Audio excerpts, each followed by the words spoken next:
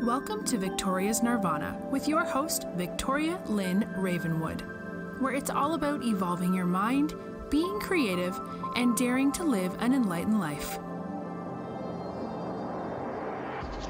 Welcome to episode 1, Igniting Creativity in Your Life. Learn to feed your soul and discover the two types of creative living, artful and art committed. Book references are listed at the end. The soul needs beauty, not outward, superficial kind of beauty we see in the media, but the inner soul nourishing beauty of a sunset or poem or a vast landscape. Ever wonder why you see so many tourists pull their cars over to gaze at a mountain? Perhaps one you have driven by 100 times and didn't notice too much anymore. They have left their everyday lives behind and have gone off to observe a new place and feed their soul. The first thing people long for then, when they're off on vacations, is divine beauty found in nature and creative expression. We make fun of tourists sometimes, but they are just seeing our old things with fresh eyes when they come to visit our town. They are a testament to the joy and wonder we have forgotten in our own lives. John O'Donoghue, in his Course in Beauty, said, "The human soul is always hungry for beauty. We seek it everywhere, in art, clothes, gardening, love, religion. No one desires not to be beautiful. The experience of beauty is like a homecoming. When we feel and know and touch the beautiful, we feel we are at one with ourselves, because in some subtle and secret way, beauty fulfills the needs of the soul." It's a beautiful quote that really gets to the heart of the matter, of how our lives can become so devoid of things that nourish our soul. And we have to go off on vacations to try to have that experience again. When we can have this experience in our own homes every day, if we learn how to look at the world a little more differently, as if we are on vacation and relaxing and in mindfulness and being present. When you come home after work, do you feel as if your soul is being nourished? When you walk in the door, how do you feel? There is not a one-size-fits-all formula for what you must have to feel a sense of beauty around you in your home and in your life. You have to explore and experiment with your creative senses to figure it out. You have to engage with life a little more. John O'Donoghue also said, "Ultimate passion of the cosmos is creativity or divine beauty, the invisible embrace of the all." We were huge imaginers as children. Now as ex-children, we still have it, but it has gotten covered over by life. In Wired to Create, the authors state that unfortunately our society increasingly allows children's creativity and imagination to fall by the wayside in favor of the passive consumption of social media and television, as well as superficial learning by standardized tests. What's key here is consumption. We're teaching our children to consume instead of teaching them creativity and things that could nurture their inner self. In the book Mind to Matter, they state one of the characteristics common to best-selling authors is a focus on creation. They are much more interested in producing information than consuming it. The flow of words and images tend to be from the inside out, not the outside in. This is alarming. We've created a culture of people wired to consume instead of wired to create. The more we consume, the less space there is for creativity to leap forth. The flow is coming in from the outside, dictating our lives and how nourished we feel as we move through it. Do you want to be told what to value and find beautiful in your life, if at all? Or do you want to be consciously creating values and beauty for yourself? Since creativity and beauty touch the soul, I hope you want to start consciously creating art and beauty in your life. Art that speaks to you in the right way, that supports your values and how you want to live. It goes to the very core of who you are and can influence you in a deep way. So definitely say yes to creating your own beauty in your life instead of consuming what mass markets dictate. I think throughout the day we are exposed to thousands and thousands of images telling us to consume and consume. And it all hits our unconscious mind so deeply. It just fills all the space that we have for creativity and creative thought and exploring our world and being like a tourist through our own life. Children have open minds. And we were once children, as John O'Donohue says. We have an innate capacity to be creative and a soul that longs for beauty. Creators on Creating stated that an open mind can be relaxed and playful. It's filled with curiosity and wonder. There is something childlike about it. It loves to get off the beaten track, to explore paths that are not the ones taken by social convention. The open mind remains open to the possibility that we may not know everything there is to know, and what we do know may be wrong. All too often we want that surety, that certainty that we have everything under control. Very few of us give ourselves a space to be wrong and to explore something and admit that we may not know everything there is to know, even about the things we do all day at work or taking care of children, cooking a meal. How often do you actually veer from the recipe or stop to think if you're handling something in the right way and question your own beliefs? Catch yourself acting like your parents and decide to do something differently. We need to daydream. We need to drift. We need to give ourselves time to relax and become present in the moment of life. To be creative in everyday life, all you have to do is observe life. Be aware of the present moment.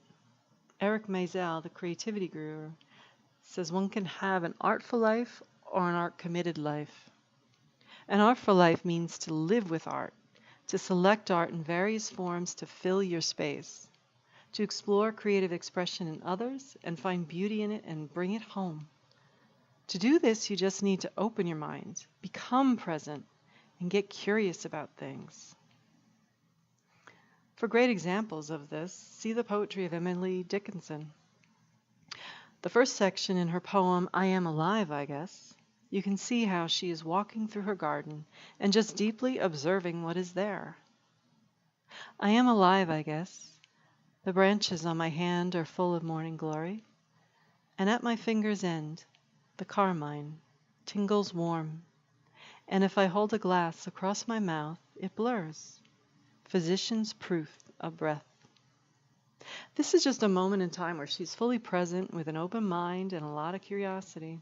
She is wondering what it means to be alive. How often do any of us do that? Even when we wake up. As many yoga teachers would say, we should pause for a minute and just remember how lucky we are just to wake up in the morning. This takes practice, but it is a skill that can be learned. We did it in childhood. You don't have to write poetry yourself. You can be curious about the work of other poets. When was the last time you read a poem? Not memes on social media, but actual poetry. In Wired to Create, they also say the skill that defines the great artist is the ability to observe the full spectrum of human experience, both the internal and the external, and to turn those observations into art. Be seekers of experience. Foster the impulse to record and create meaning of the little details and moments of your life. Art begins with mindfulness. So you don't have to aspire to be a great artist and live an art-committed life. You can aspire to live an artful life and feed the soul of your home and find new creative activities. You can start to go to cooking classes or museums on the weekends to see creativity in action instead of sitting home to consume TV programming.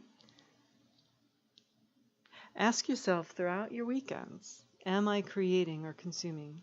What am I consuming? You can decide to read positive life-affirming books and consume creativity that way. You can stay away from the news and all the consumption images that come at you throughout the day. You can monitor your social media use. You can have books that are positive and filled with poetry and art around you. You can put up pictures of quotes that are inspiring. If you like hiking, you can put up pictures of mountains. You can find an artist who does great landscapes.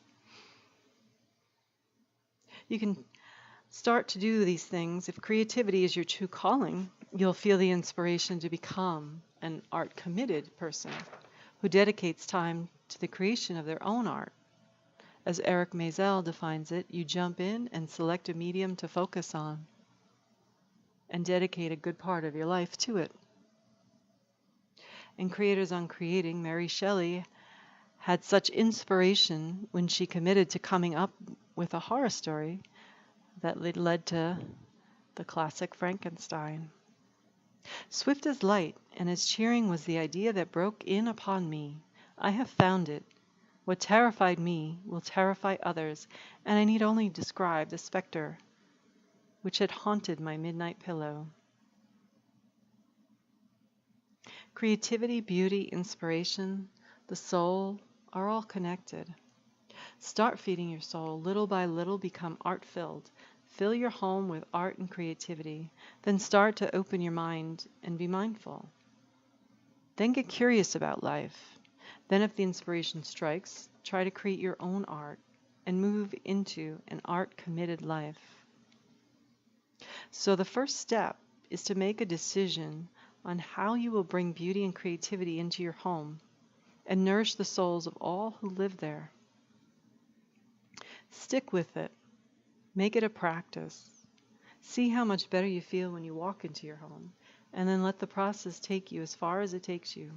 Stay open. Surrender. From there, you can start filling your weekends with activities that involve some kind of creativity and art. You can start involving your children in creating things and art projects. Your children could in fact teach you probably a lot about creativity if you just go out in the backyard and play with them and watch how they just surrender to the moment and stay with an open mind to all things and get very imaginative and creative. You need to get your mind back into that space. The space to create, to be mindful, to observe, to be curious, and to find the preferences that you have within yourself of what kind of art and creativity you enjoy, what kind of art and creativity you find enjoyable and pleasurable to have within your home. Because for everyone it's different. I know people who do feng shui and it enhances a lot in their home and helps them to think differently about how to decorate. But you don't want to do something that has so many rules and standards. That's going right back to consumption. You want to go out and explore and find the medium, the type of art, the type of beauty that speaks to you. You can go and look at what it was you liked to do when you were around the age of 10. What kind of creativity did you enjoy? Did you put on skits? Did you write? Did you sing? Did you draw? What was it that spoke to you as a child? And maybe take another look at that. I've seen in bookstores lately that there's a lot of adult coloring books. And in the process of coloring in the different artworks and topics that they have, you become more mindful and relaxed, and it's very healing. So just try to find what it was that spoke to you as a kid and start there.